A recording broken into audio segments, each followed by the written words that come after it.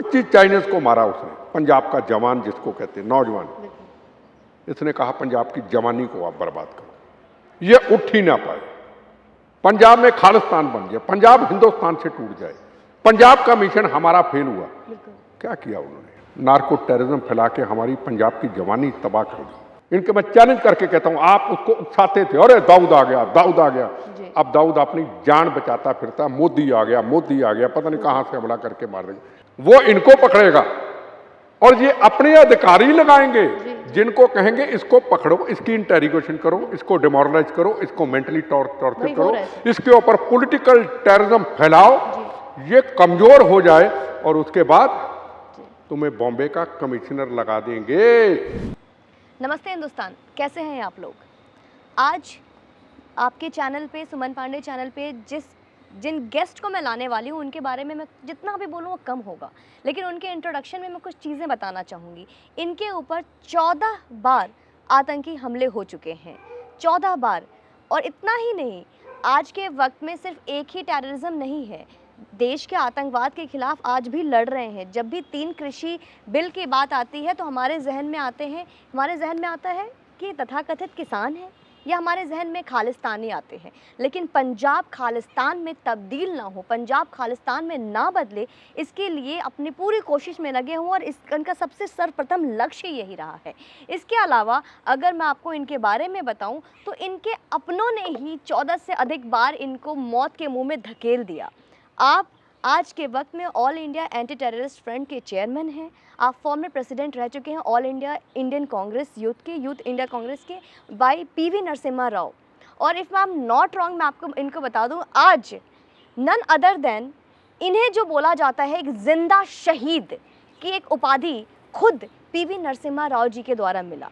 और ये क्यों मिला, ये सारी चीज़ें हम इनसे बात करेंगे। तो मैं इनसे आपको परिचय कराऊं, इनके बारे में आपको कुछ बताऊं। और कई ऐसे सवाल हैं जो हम नेशनल टेलीविज़न पे देखते हैं, आज के वक्त में हम सोशल मीडिया पे देखते हैं कि कश्मीर में पलायन हो रहा है, कहीं हमने देखा बॉलीवुड में नार्कोटिक्स के इन्वॉल्वमेंट है। तो कई ऐसे मुद्दे हैं। आज हमने देखा कि किस तरीके से प्रधानमंत्री पहले रोम जाते हैं, इटली गए हैं, उसके अलावा उन्होंने स्कॉटलैंड में उन्हें देखा जा रहा है। पर क्यों ये 5 दिवसीय दौरा, तो हमने देखा कि आखिर ये हो क्यों रहे हैं, आखिर इसका मेन कारण क्या है। कई ऐसे सवाल है, अनसुलझे सवाल है, जिसके जवाब शायद मुझ तक और आप तक समझ पाना हमें बहुत मुश्किल है। और इस सही जवाब हमें सिर्फ और सिर्फ बिट्टा साहब से मिलेंगे। तो आइए हम स्वागत करते हैं आज जो हमारे बीच है, एक जिंदा शहीद कहूँगी मैं, MS बिट्टा साहब का। बहुत बहुत धन्यवाद। वंदे मातरम सर, आपका बहुत बहुत धन्यवाद कि आपने हमें वक्त दिया। सर, सबसे पहले मेरा सवाल आपसे यही होगा कि शायद उस वक्त मैं नहीं थी, आज के युवा जनरेशन नहीं थी उस वक्त जब कश्मीर में हिंसा हुआ, कश्मीर में हमारे भाई बहनों को और हमारे माता पिताओं को अपने संपत्ति घर को छोड़कर पलायन करना पड़ा। आज फिर से एक 40 साल की एक सिख प्रिंसिपल को, एक टीचर को एक स्कूल के अंदर नाम और ID देख के मारा जाता है। आज उनको गोलियों से भुना जाता है। एक बिहार के रहने वाले एक वर्कर को कश्मीर में मार दिया जाता है क्योंकि वो एक अल्पसंख्यक नहीं है, एक हिंदू है। इस तरीके से पलायन हो रहा है। अथॉरिटी, सिस्टम, सरकार तो कहती है आप घर खाली मत करो, घर में रहो, सुरक्षित रहो, डरो मत। लेकिन जिस तरीके से हमारा इतिहास खून से रक्त-रंजित है, इतिहास के पन्ने खून से सने हुए हमारे अपनों के, तो क्या एक सरकार का सांत्वना काफ़ी होगा? और कैसे देखते हैं आप इन सब? मैं बताता हूँ जी। पहली बात तो इतिहास के जी। आज़ादी के टाइम के खूनी पन्नों के इतिहास को अगर फरोलें, जी। जब हमने भी जन्म नहीं लिया था, बिल्कुल। अगर पढ़े, अपने बुजुर्गों से पूछें कि आज इतनी बड़ी कश्मीर की समस्या हुई क्यों, हमारे जवानों की शहादतें हुई क्यों, 26/11 और पार्लियामेंट की घटना हुई क्यों, दिवाली के दिनों के अंदर हिंदुस्तान के कोने कोने में ब्लास्ट, गोलियां रेलवे स्टेशनों के ऊपर चलते थे, वो हुए क्यों, मातृभूमि के हिंदू, मुस्लिम, सिख, ईसाइयों के खून से सजे हुए तिरंगे झंडे का अपमानित हुआ क्यों, जवानों पे पत्थर फेंके क्यों, भारत माँ को रुलाया क्यों, भारत माँ की पीठ पे छुरे लगे क्यों, बिल्कुल। कश्मीरी नहीं, पाकिस्तान नहीं, हिंदुस्तान के उस वक्त के राजनीतिक जिम्मेदार लोग जो पावर में थे, जिन्होंने ये नहीं सोचा था कि जो आज हम कदम उठा रहे हैं, अगर उस वक्त ये कदम उठाया होता, आज ऑक्यूपाई कश्मीर भी हिंदुस्तान के अंदर होता। बिल्कुल। हमारी उस वक्त सिख रेजिमेंट की जो फौज थी, उनको रोका गया, वो तैयार थे, हमें हुक्म करो, हमें आदेश करो, ऑक्यूपाई कश्मीर भी हमारा, इनको खदेड़ देंगे। पर उस वक्त की नेताओं की गलत पॉलिसी ने हमें इतना रुला दिया, भारत माता को इतना रुला दिया, इतने जवानों की शहादत करा दी, इतने बहनों के सुहाग उजड़ गए, इतने बच्चे यतीम हुए, इतनी खून की नदियां बही कि वो मातृभूमि रोती रही, कश्मीर के अंदर गोलियां चलती रही, बच्चे यतीम होते रहे। आखिर में मेरा बीजेपी से कोई लेना देना नहीं, बिल्कुल। मेरा मोदी जी से कोई लेना देना नहीं, मैं एक सोशल वर्क करता हूँ, पुराना कांग्रेसी हूँ। जी। मातृभूमि ने एक योद्धा दिया जिसका नाम नरेंद्र मोदी, बिल्कुल। आके 370 धारा हटा दी। कभी जिंदगी में हम सोच नहीं सकते थे जी। कि 70 साल की कैंसर की बीमारी को कोई योद्धा आएगा, भगवान का भेजा हुआ को फरिश्ता आएगा जो उखाड़ करके उसको फेंक देगा। हमने नहीं सोचा था। अगर 370 धारा हटी, पूरे देश में बम ब्लास्ट होंगे। जी। आपको पता, जब राम जन्मभूमि के ऊपर जब बाबरी मस्जिद तो तोड़ा गया, तो बॉम्बे के अंदर ब्लास्ट हुए। तो ऐसे पूरे देश के कोने कोने में, दुनिया के अंदर गोलियां चलेगी, बम ब्लास्ट होंगे, नफरत फैलाई जाएगी, दंगे फसाद होंगे। एक भी गोली नहीं चली, एक भी बम नहीं चला, और 370 धारा की कैंसर की बीमारी को उखाड़ करके फेंक दिया और अमन शांति लाए जहां हमारे जवानों की शहादत होती थी। जी। क्या हुआ? अब रोज आतंकवादियों को ठोक ठोक के मारते हैं। ना तिरंगे झंडे का अपमान होता, ना मातृभूमि का अपमान होता, ना जवानों की शहादत होती। हाँ, हमारे जवान पहले से बहुत कम शहीद नहीं होने चाहिए, मातृभूमि की रक्षा करते हुए शहीद होते हैं। अगर 2 जवान शहीद होते हैं, अगर मेरी बहन प्रिंसिपल को, सिख जो समुदाय थी, उनको गोलियों से शहीद किया जाता है, टीचर को शहीद किया जाता है, डॉक्टर को शहीद किया जाता है, जवानों को शहीद किया जाता हो, तो उसके बदले में 20-20 आतंकवादियों को कुत्ते बिल्लियों की तरह, जानवर जैसे मरे हुए सड़क पे घसीटते, इस तरीके से मारा जाता है। मैं आपसे सहमत हूँ। प्लान हो रहा है। मैं गया कश्मीर के अंदर, श्रीनगर गया, परिवारों को मिला। आप मिलकर भी आए? हाँ, अभी जम्मू भी मैं गया, बिल्कुल, मैं मिल के आया परिवारों को। पाकिस्तान अब बुखला चुका है। पाकिस्तान में सर हिंदुओं के मंदिर तोड़े जा रहे हैं। बिल्कुल, मैं बता रहा हूँ। बांग्लादेश में हमने देखा। मैं बताऊं, बिल्कुल पाकिस्तान बुखला चुका है कि कश्मीर का मुद्दा हाथ से निकल गया, कश्मीर के अंदर अमन शांति हो गया, कश्मीर के अंदर विकास हुआ, कश्मीर के अंदर डेवलपमेंट हुई, बड़ी बड़ी इंडस्ट्री आने को तैयार बैठी है, गोलियां नहीं चल रही, तिरंगे झंडे का अपमान नहीं हो रहा, जवानों की शहादत नहीं हो रही, हमारे इधर से भेजे हुए गुर्गों को मारा जा रहा है, गोलियों से भुना जा रहा है उनको। तो उसने एक ही रास्ता ढूंढा, इनोसेंट आदमी, मैं हूं, मेरे साथ सुरक्षा नहीं है, आपने है, आपके पास सुरक्षा नहीं है, हम सड़क पे जा रहे हैं, कोई निकल के गोली मार दे, तो उसको हम ये नहीं कह सकते कि सुरक्षा व्यवस्था की कमजोरी है। 70 साल की कैंसर की बीमारी को खाड़ के फेंकना, और उन्होंने नया रास्ता अपना लिया कि इनोसेंट व्यक्ति को मार दो। अब इतने लोग हैं वहाँ पे, उसको वक्त लगेगा, टाइम लगेगा और हालात को नॉर्मल करने के लिए। और एकदम हम मोदी जी के ऊपर अटैक करते, देखो जी आपने 370 धारा हटाई, ये क्या हुआ? पूछने वालों को कहना चाहता हूँ, क्या आप श्रीनगर में किसी शहीद परिवार के घर गए? क्या आप कश्मीर के अंदर लोगों को मिले? क्या आपने जवानों के बक्से उठा करके, जब कड़क बर्फ के अंदर वो जाते हैं सीमाओं की रक्षा करने के लिए, मातृभूमि की सीमाओं की रक्षा करने, क्या आपने उनका साथ दिया? टीवी में डिबेट करने के लिए रुमाल निकाल करके, जैकेट पहन करके, मॉडलिंग जैसे कपड़े पहन करके बोलना बड़ा आसान होता है। प्लेन से उतर के कश्मीर के अंदर जाके, जैसे जी। हम गए, मौत के कफन बांध करके वहां निकल के देखो, जी जी तो ये चीजें अभी होंगी। बिल्कुल। पंजाब में कितनी मुश्किल से हमने आतंकवाद को समाप्त किया, अपने शरीर के हिस्से गवाए, जी 36,000 लोगों का खून बहा। 36,000 थोड़े नहीं होते, उसमें 19,000 हमारे हिंदू भाई थे। बिल्कुल। बड़ी मुश्किल से ठीक किया। अभी भी कई बार ऐसे हालात आते हैं, तो इतनी जल्दी उसका फैसला ले लेना कि प्लान हो रहा है, गोलियां चल रही हैं, क्या उन लोगों से मैं सवाल पूछना चाहता हूं, क्या हमारी सुरक्षा फोर्सेस कमज़ोर है?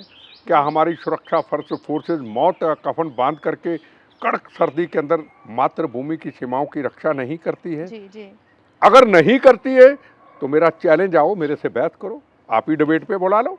जी साथ तो देना नहीं, बिल्कुल। जवानों का साथ तो देना नहीं, उस योद्धे को कमजोर करना है। हमेशा नरेंद्र मोदी को कमजोर। मैं फिर कहूं, मेरा बीजेपी से तल्लुक नहीं, मेरे लिए प्रथम राष्ट्र है। जी तेरा वैभव अमर है, हम दिन चार रहे ना रहे। जी सर, राष्ट्र वैभव की वजह से हमने देखा कि आपने किस तरीके से अपने अपने शरीर के अहम अंग भी दान किए हैं। देखो एक चीज सुनो, जी ये जो शरीर है ना, जी ये मेरा बोनस है।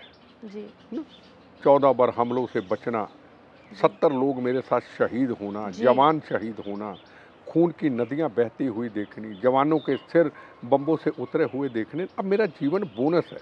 जी मैं बोनस की जिंदगी जीता हूँ। जी और मेरे शरीर में दर्दें क्या होती बात हैं, है। जी पर वो दर्दें मुझे फूलों की तरह लगती हैं। क्यों लगती फूलों की तरह?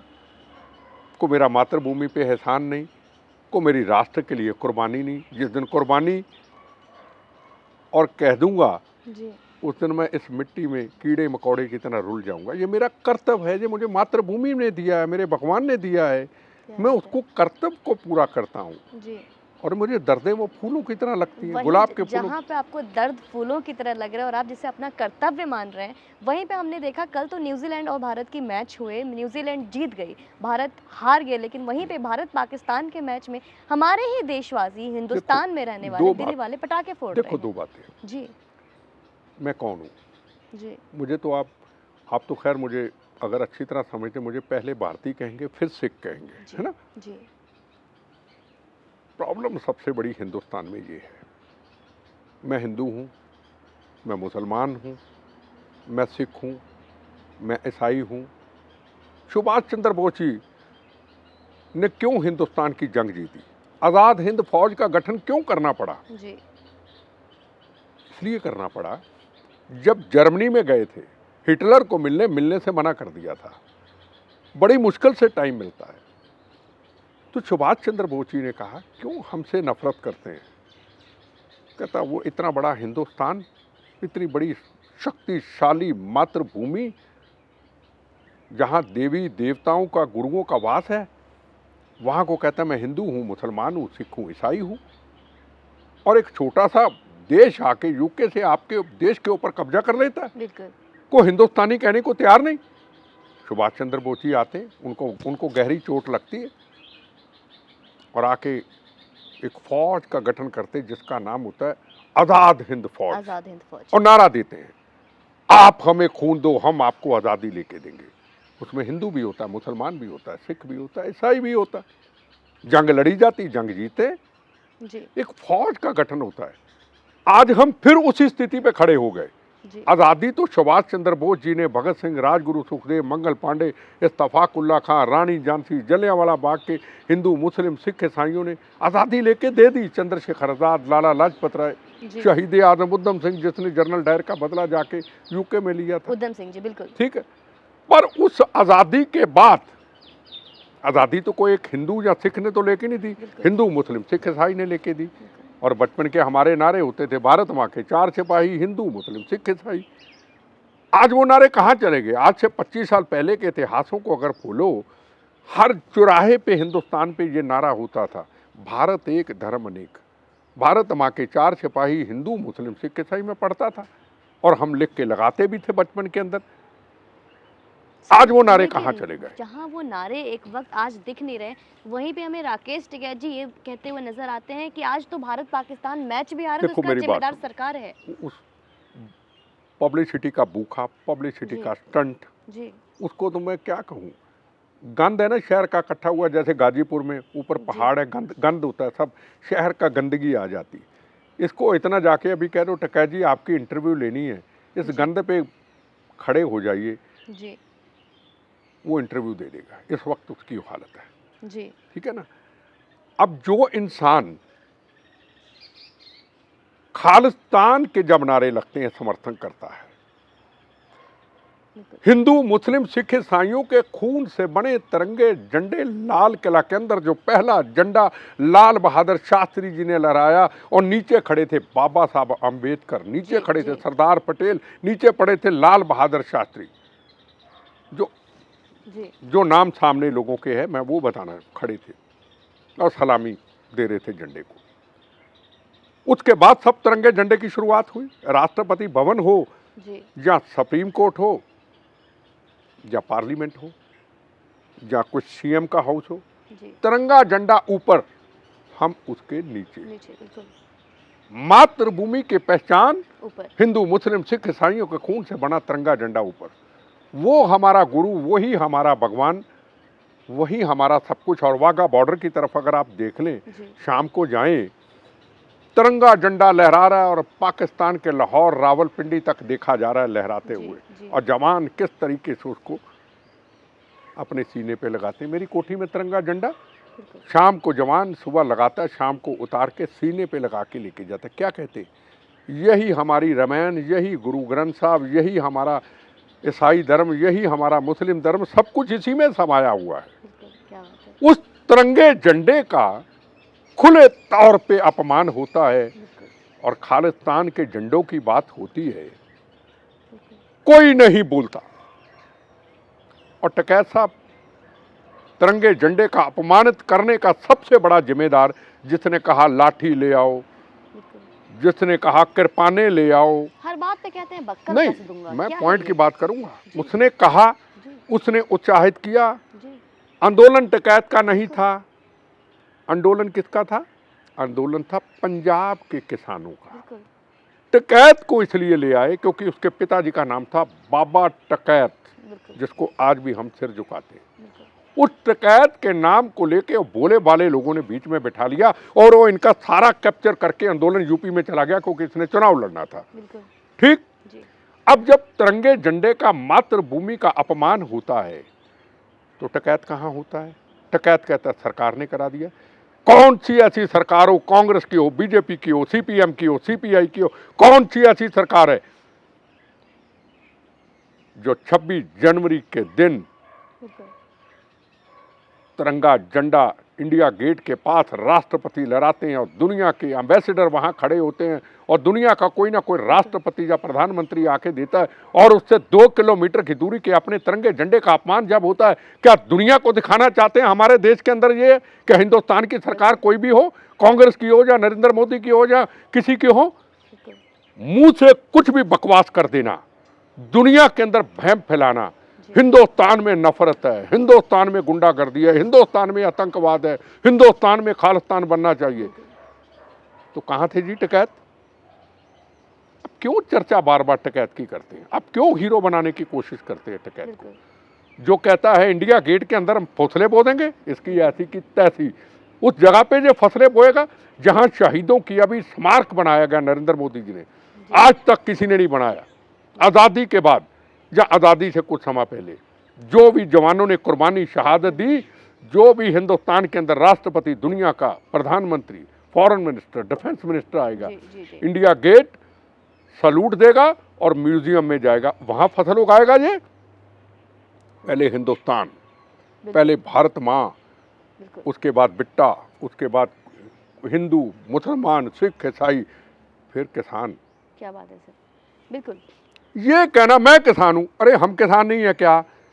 क्या भारत माता को अकेला छोड़ देंगे क्या? बिल्कुल अब किसान आंदोलन के अंदर पहले इंदिरा गांधी मार दी, अब नरेंद्र मोदी को मार देंगे। बिल्कुल इमरान खान हमारा यार है, नरेंद्र मोदी हमारा दुश्मन है। हमारे जवानों को रोज शहीद करने वाला इमरान खान आपका दोस्त हो गया। नरेंद्र मोदी हिंदुस्तान के अंदर 370 धारा हटाने वाला और ये राम जन्मभूमि का निर्माण करने वाला, 500 साल का इतिहास, लाखों लोगों की कुर्बानी, शहादत, ना दंगा ना फसाद ना गोली, जय श्री राम करके उसका निर्माण कर दिया, कोई दंगा नहीं हुआ। उसको हम गाली देते। जिसने करतारपुर साहब में एक तरफ गोलियां चल रही सर्जिकल ऑपरेशन के ऊपर, जंग की तैयारी है, पर गुरु नानक देव जी के उस दिन के शुभ दिन के ऊपर उसने कहा रास्ता खुलेगा तो खुलेगा, गोलियां चलेगी चलाएंगे, पर गुरु नानक देव जी महाराज के रास्ते को चलाएंगे। पहली बार खुला, हम उसको गाली देते हैं। हिंदुस्तान के अंदर किसान है, आप भी हैं, मैं भी हूँ, ये भी हैं, हर वर्ग का आदमी अपनी खून पसीने की कमाई से रोटी खाता है। वो कहाँ खड़ा है? मैं एक चीज का सवाल पूछना चाहता हूँ। तो डकैत की चर्चा करना हमें छोड़नी चाहिए। अब क्रिकेट मैच के ऊपर कह दिया ये तो सरकार ने हरा दिया जी, तो इसका मतलब ये डफर है, डफर कुछ भी कह रहे हैं। खोते का दिमाग, इसको खोते का दिमाग भी अच्छा होता है। जी। खोता भी अपने मालिक को देख के चुप कर जाता है, इसका दिमाग खोते से भी ज्यादा डफर आदमी है, जिसने हमारे पंजाब में पूरी सिख कौम को बदनाम कर दिया। लखीमपुर में किसके कारण 4 लोग चले गए दुनिया से? जी। इसकी गलती के कारण। लाल किला के अंदर तिरंगे झंडे का अपमान किसके कारण हुआ? इसके कारण। लखबीर सिंह को भी निहंग सिंहों ने कत्लेआम किया, कौन है जिम्मेदार? ये जिम्मेदार। अभी जिम्मेदारी नहीं ले रहे हैं नहीं। लखबीर सिंह का। भाई जिसने भड़काऊ भाषण दिया वही जिम्मेदार है। क्यों नहीं रोका? मैं भी यूथ कांग्रेस का प्रेसिडेंट रहा, मिनिस्टर रहा, लाखों की रैलियां की। ममता बनर्जी मेरी स्टेट प्रेसिडेंट थी, अशोक चौहान मेरा स्टेट प्रेसिडेंट, 2 चीफ मिनिस्टर रहे, लाखों की रैलियां करते थे। 4 लाख 3 लाख, पीएम जाता था 4 लाख, मैं जाता था 1 लाख 2 लाख। ये लाल किला में रैली की मैंने कही। जी बिल्कुल। मुझे बताइए मेरी रैली में तो कोई ऐसा नहीं मैंने सुना किसी ने किसी से ढाबे से खाना खाया हो, स्टेशन से चाय पियो, पैसे ना दिए हों। हर चीज की रिपोर्ट होती थी, ना कंप्यूटर होता था, ना लैपटॉप होता, ना फोन होते थे, कुछ भी नहीं था। ठीक दिमाग चलता था, आदमियों की ड्यूटी होती थी, कोई दंगा फसाद नहीं होता था, किसी को परेशान नहीं करता था। मैं अकेली अपनी बात नहीं कर रहा, मैं बीजेपी भी करता हूँ, कांग्रेस भी करता हूँ, समाजवादी की भी करता हूँ, सीपीएम की भी करता, सीपीएम, सबकी पार्टियों में जो रैली आज भी होती है, मैं आपसे सवाल पूछना चाहता हूँ, क्या कोई दंगा फसाद हुआ? बिल्कुल। सब पॉलिटिकल पार्टियों को क्लीन चिट मैं तो नहीं दे सकता, जो मेरा अनुभव कहता है। तो इनकी जिम्मेदारी कोई नहीं। भीड़ बुला लो, अरे भीड़ में कौन आए देख तो लो। क्या लंदन से पन्नू ने पैसा तो नहीं भेजा खालिस्तानियों ने खालिस्तान में नारे लगाने के लिए? क्या उनकी फंडिंग तो नहीं आ रही? आपने कभी देखा उसको? हो गया काम, कैप्चर हो गया। खालिस्तानियों ने कहा खालिस्तान तुम्हारी ऐसी की तैसी, खालिस्तान ना बना था ना बनने देंगे। पर किसान आंदोलन की बात है तो किसान आंदोलन की बात होनी चाहिए। पर उसके ऊपर डकैत, अब डकैत की अभी इंटरव्यू कोई भी देखो, पीछे उसके पिताजी की तस्वीर है, बाबा साहब डकैत। आंदोलन शुरू किया था पंजाब के किसानों ने, उनका कोई नामो निशान नहीं, बिल्कुल नहीं है। उन्होंने तो ऐसे ही बुला लिया जैसे हम लोगों को बुला लेते हैं। फंक्शन कोई, मेहनत कोई, संघर्ष कोई, क्रांति कोई, और चला गया बिट्टा। और बिट्टे ने 4 भाषण दे दिए, लोगों ने बल्ले बल्ले कर दी, आंदोलन मैंने कैप्चर कर लिया। ये हालत इसकी। अरे पीछे डकैत जी की फोटो लगाओ, पर पीछे पंजाब किसान आंदोलन का जो भी था, राज्यपाल साहब, उनकी तस्वीर लगा दो, तो मानो भी उनका ये एक चालाक आदमी है, ये चुनाव लड़ना चाहता है, पहले भी जमानत जब्त करा चुका है। बिल्कुल सर, वहीं पे हम इस बार अभी हमने देखा कि 5 दिवसीय दौरे पे हमारे प्रधानमंत्री नरेंद्र मोदी पहले रोम इटली गए हैं, अभी स्कॉटलैंड गए हैं, तो क्या पूरे इस 5 दिवसीय दौरे का क्या वजह है? इस पर आप थोड़ा प्रकाश डालिए हमारे व्यूअर्स के लिए। देखो, मुझे सरकार की कोई पॉलिसी का पता नहीं, जो मैं देखता हूँ जी। हम आज से काफ़ी वर्ष पहले यहाँ बाढ़ आई, यहाँ गोलियाँ चली जी, बड़े बड़े ऑपरेशन हुए, यहाँ कोरोना भी आया, हज़ारों लोग हमारे यार दोस्त चले गए। तो हम सुना भी करते थे, तो कहीं हाँ में हाँ भी मिलाया करते थे जी, कि हमारे प्रधानमंत्री जी तो बाहर ही रहते हैं, ये बाढ़ आ गई, ये भूखमरी आ गई, प्रधानमंत्री जी को वहाँ जाना चाहिए, प्रधानमंत्री जी को इधर जाना चाहिए, प्रधानमंत्री जी को विदेशों की पड़ी हुई है। हम टिप्पा टिप्पणी सुनते थे और सुनने में कहीं ना कहीं उसके थोड़ी सी हाँ भी हाँ मिला देते होंगे। पर आखिर में उस प्रधानमंत्री जी का पता तब लगा जब 370 धारा हटाई, जब दुनिया का एक भी कंट्री जो है पाकिस्तान से खड़ा नहीं हुआ, हिंदुस्तान के साथ खड़ा हुआ, बिल्कुल। तब जाके पता चला विदेश कि दौरे का ये मायने क्या होता है। विदेशी टूर जो था प्रधानमंत्री जी का यही था कि जब भी 370 धारा हटाएं, दुनिया का कोई भी देश पाकिस्तान का समर्थन ना करे, यूनाइटेड नेशन ना करे। वो रिजल्ट हमें मिला। बिल्कुल।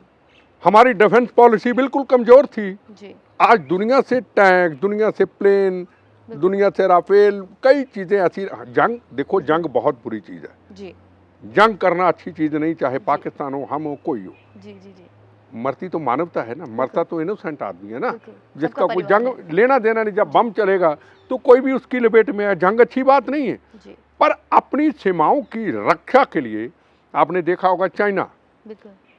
क्या कभी सुन सकते हैं ये बात कि चाइना दुनिया में इतना बड़ा देश माना जाता है, उससे सारी दुनिया उसके ऊपर निगाह रखती है, उसके कमजोर महसूस करती है। बिल्कुल।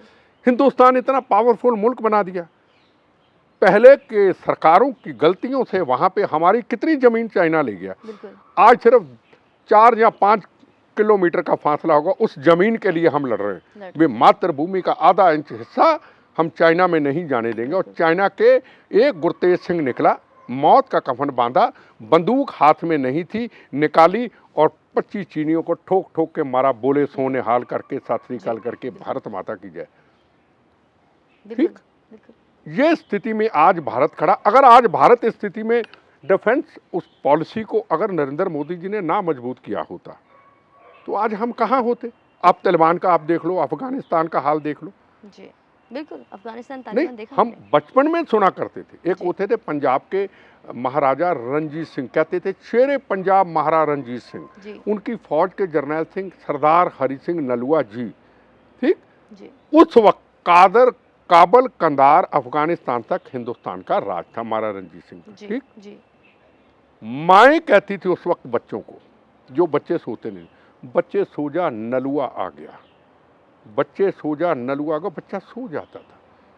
इतना बड़ा राज हिंदुस्तान का महाराजा रणजीत सिंह का था।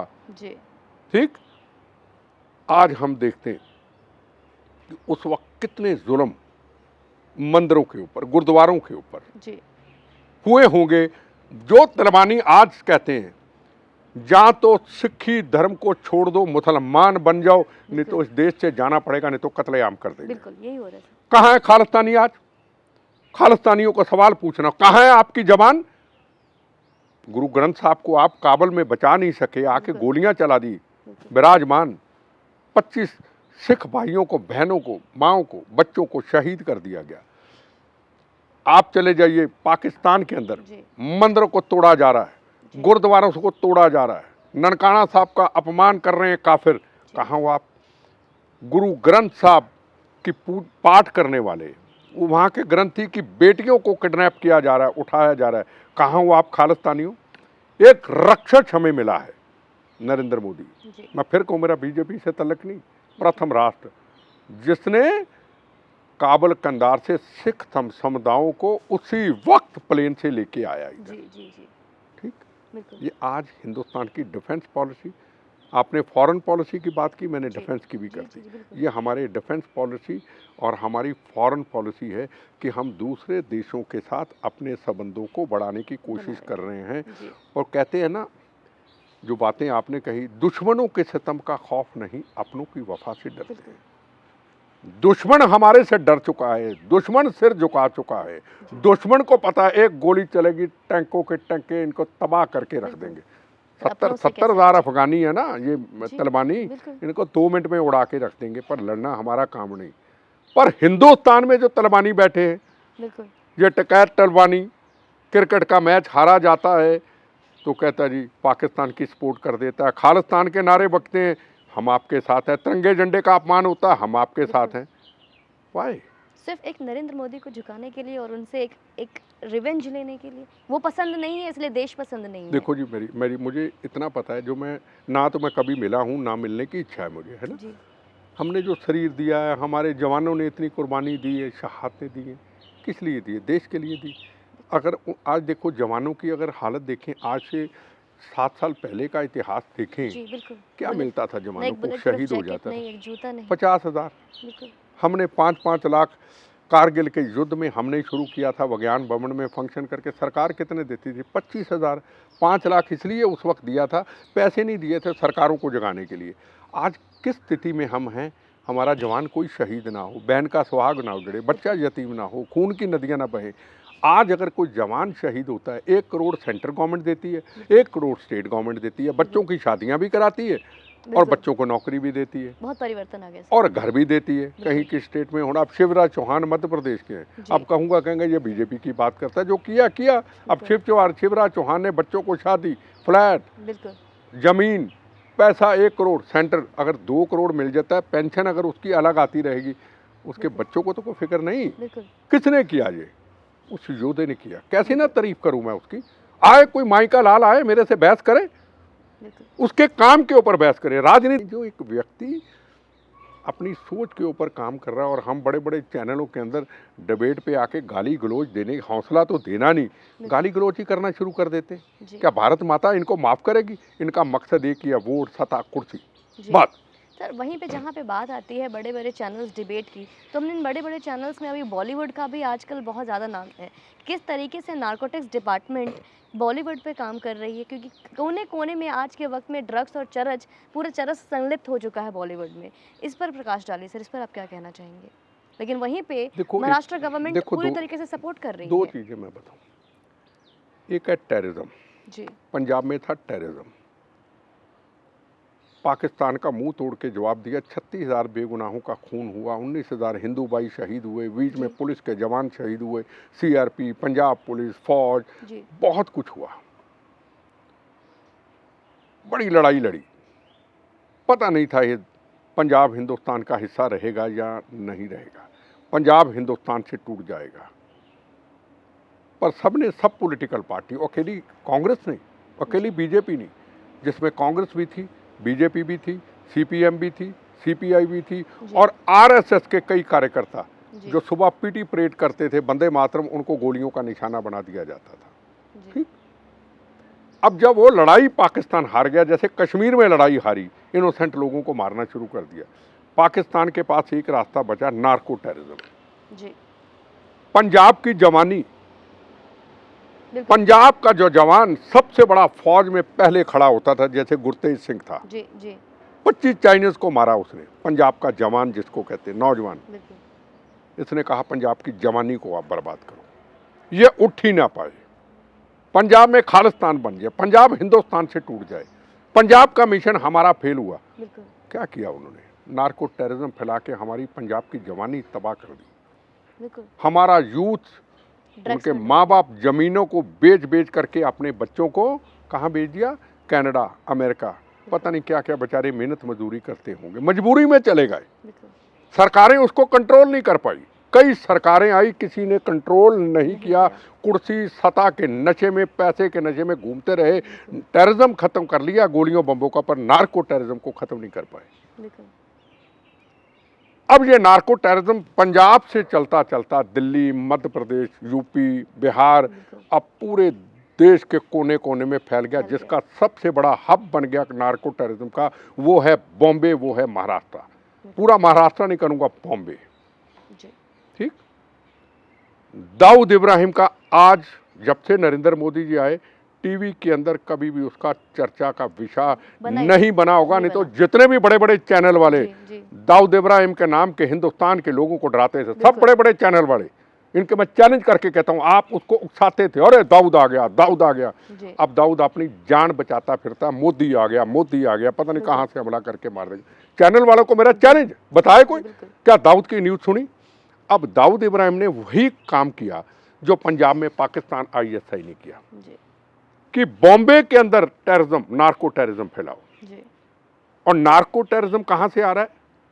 पंजाब से भी आ रहा है, पंजाब से कम है, जितने भी बॉर्डर हैं वहां से, कई जगह से, सबसे ज्यादा कश्मीर से आ रहा है। जहां से नदियां बहती हैं वहां से पैकेट फेंकते हैं, वहां से उठाते हैं, फिर श्रीनगर से पूरे देश में कोने कोने में घूमता है। जब नार्को टेररिज्म हिंदुस्तान के हर नौजवान के अंदर चले जाएगा, तो बताओ देश को कैसे बचाएंगे, देश की सुरक्षा कैसे करेंगे, देश में फौज के जवान कैसे बनेंगे, देश में वो मौत का कफन बांध करके पुलिस की वर्दी और सीआरपी की वर्दी और फौज की वर्दी कैसे पहनेंगे। मेरा आपसे सवाल है, फिट होंगे तो तभी बंदूक पकड़ेंगे। तो ये दाऊद इब्राहिम के पीछे आईएसआई उन्होंने नार्को टेररिज्म फैलाना शुरू कर दिया। सरकार बीजेपी की हो या सरकार शिवसेना की हो या सरकार एनसीपी की हो, जहां नार्को टेररिज्म का सवाल आ जाए, सरकार का बचाव भी तो है। मैं बताऊं ना, नार्को टेररिज्म का सवाल आ जाए, फटाफट पकड़ने वालों की जो पकड़ता है उसके पीछे खड़े हो जाते हैं, किसको हटाओ, ये गलत लोगों को कर रहे हैं। अरे नार्को टेररिज्म मेरे ऊपर या आपके ऊपर किसी को हम कहेंगे भैया हम हाजिर हैं, पकड़ो, हम हाजिर हैं, हमारी जो इंटेरोगेशन करनी कर लो। नार्को टेररिज्म उस टेररिज्म से भी ज़्यादा खतरनाक है। माँ बाप बच्चों को पैदा करते हैं, बच्चा तैयार होता है, बच्चों को पढ़ाते हैं, अपने खून पसीने की कमाई लगाते हैं, और बच्चा जब 18-19 साल का 20 साल का तो वो नार्को टेररिज्म की तरफ चले जाता है। तो ये क्या मानवता का नुकसान नहीं है? क्या मानवता को मारा नहीं जा रहा? उसके लिए मानवता को बचाने के लिए मंत्री लोग ड्रग बेचने वाले के साथ खड़े होंगे या ड्रग को समाप्त करने वाले नार्को टेररिज्म के खिलाफ लड़ने वाले ऑफिसर, मुझे नाम नहीं पता, हाँ वांकड़े, उसको कहेंगे हम पकड़ेंगे, वो इनको पकड़ेगा और ये अपने अधिकारी लगाएंगे जिनको कहेंगे इसको पकड़ो, इसकी इंटेरोगेशन करो, इसको डिमोरलाइज करो, इसको मेंटली टॉर्चर करो, इसके ऊपर पॉलिटिकल टेररिज्म फैलाओ, ये कमजोर हो जाए और उसके बाद तुम्हें बॉम्बे का कमिश्नर लगा देंगे, तुम्हें अच्छी पोस्टिंग दे देंगे, तुम भी कमाई करो और हमें भी देना। और जैसे वहां का होम मिनिस्टर था ना, देशमुख होम मिनिस्टर भी भागा हुआ महाराष्ट्र का, और पुलिस कमिश्नर भी भागा हुआ महाराष्ट्र का। वाह, परमवीर सिंह भी वाह, गए, देशमुख जी भी गए। वाह है भगवान, कहाँ हो आप? दुनिया को जानकारी मिलनी चाहिए। कमिश्नर भी भागा हुआ और होम मिनिस्टर भी भागा हुआ। होम मिनिस्टर कमिश्नर को कहता है मुझे जहां जहां होटलों में ड्रग चलती वहां से माल इकट्ठा करके दो, साल के 1 महीने का 100 करोड़ चाहिए। और वो कहता जी मैं इतना नहीं कर सकता, मैं 50 दे दूंगा, 25 दे दूंगा। उसने उसके खिलाफ आवाज उठाई, उसने उसके खिलाफ किया। इसको कहते पॉलिटिकल टेररिज्म, इसको कहते राजनीति गुलामी। एक आजादी वो थी, भगत सिंह कौन सी आजादी चाहते थे पता है आपको? भगत सिंह, राजगुरु, सुखदेव आजादी चाहते थे कि एक ऐसा भारत जाए, ऐसा भारत मिले, गरीब हो अमीर हो आम आदमी उसको इंसाफ मिले, उसको आजादी कहते हैं। भगत सिंह ने आजादी दे दी, जलियांवाला बाग के हिंदू मुस्लिम सिख ईसाइयों ने आजादी दे दी। मेरा आपसे सवाल है, मैं आपसे शाम तक बहस कर सकता हूं, क्या मुल्क आजाद है? हम सरकार में हैं, मैं चीफ मिनिस्टर हूं, मैं मंत्री हूं, मैं जो कहूंगा वो अफसर को करना होगा, अधिकारी को, आईपीएस आईएएस को करना होगा, वो करता है। तो आजादी करी, भगत सिंह की आजादी कहां चली गई? भगत सिंह फांसी के फंदे को चूमने का वक्त इसलिए तो रोते थे, इसलिए तो आंखों में आंसू थे, इसलिए तो माँ पूछती थी भगत सिंह तू क्यों रो पड़ा मौत को देख के? और भगत सिंह ने ये कहा था, माँ मेरी आंसू जो हैं वो फांसी के फंदे को देख के नहीं है, मुझे एक तस्वीर नजर आती, 23 साल की उम्र, वो फरिश्ता था, भगत सिंह नहीं था, भगवान का भेजा फरिश्ता था। 23 साल की उम्र क्या होती, बच्चा होता है ना। माँ मेरी आंखों में आंसू इसलिए हैं, ये गोरे अंग्रेजों से भारत आज़ाद हो जाएगा। ये महाराष्ट्र के जो नेता है ना, अभी मदद कर रहे हैं नार्को टेररिज्म की, इन काले अंग्रेजों के हाथों में आ जाएगा। इसको कहते पॉलिटिकल टेररिज्म, इसको कहते राजनीतिक गुलामी। मैं देश के लोगों को बताना चाहता हूँ, हम आज़ाद नहीं हैं, हम पहले अंग्रेजों के गुलाम थे, अब सत्ता और कुर्सी में बैठे हुए पॉलिटिशियन के गुलाम है। मेरा चैलेंज है हिंदुस्तान के दुनिया में बैठे हुए किसी हिंदुस्तानी से मेरे से बहस कर ले, मैं बताऊंगा राजनीतिक आतंकवाद क्या होता है और राजनीति गुलामी क्या होती है। बहुत बहुत धन्यवाद सर। एक आखिरी सवाल पूछूंगी, अभी उत्तर प्रदेश में जो चुनाव होने वाले हैं, विधानसभा चुनाव, इसमें आपका क्या अनुमान है कि जो सिख कम्युनिटी, जो बहुत ये सुनने में आया कि किसान आंदोलन जो हो रहे हैं उसकी वजह से एक सिख कम्युनिटी जो है वो बहुत नाराज है बीजेपी से। देखो जी, मेरा क्या लगता है चुनाव? देखो जी, मैं ना, मेरा चुनाव से कोई मतलब नहीं जी, ना हिंदू ना सिख ना मुसलमान ना ईसाई, ये मेरा मैटर नहीं है। इसके ऊपर मैं क्या करूँगा, हम सब एक हैं। कौन किसको वोट देता है नहीं देता है, कौन बनता है नहीं बनता है, मेरा इससे कोई लेना देना। मेरा जो मकसद है वो देश है। मैं इलेक्शन और वोट इस चक्कर में मैं नहीं जाता। चलिए बहुत बहुत धन्यवाद सर, आपने अपना समय दिया। तो अभी आपने हमें बेटा साहब की सारी बातें सुनी, किस तरीके से सारे सवालों का जवाब दिया, मुंह तोड़ जवाब दिया, और ये सारी चीज़ें आपको शेयर करनी है। एक एक कमेंट आपको बताना है मुझे कि आपको किस विषय के कौन से सवाल की सारी चीज़ें समझ में आई है। देश हित, राष्ट्र हित सर्वोपरि, जो हमेशा से मैं कहते आई हूँ।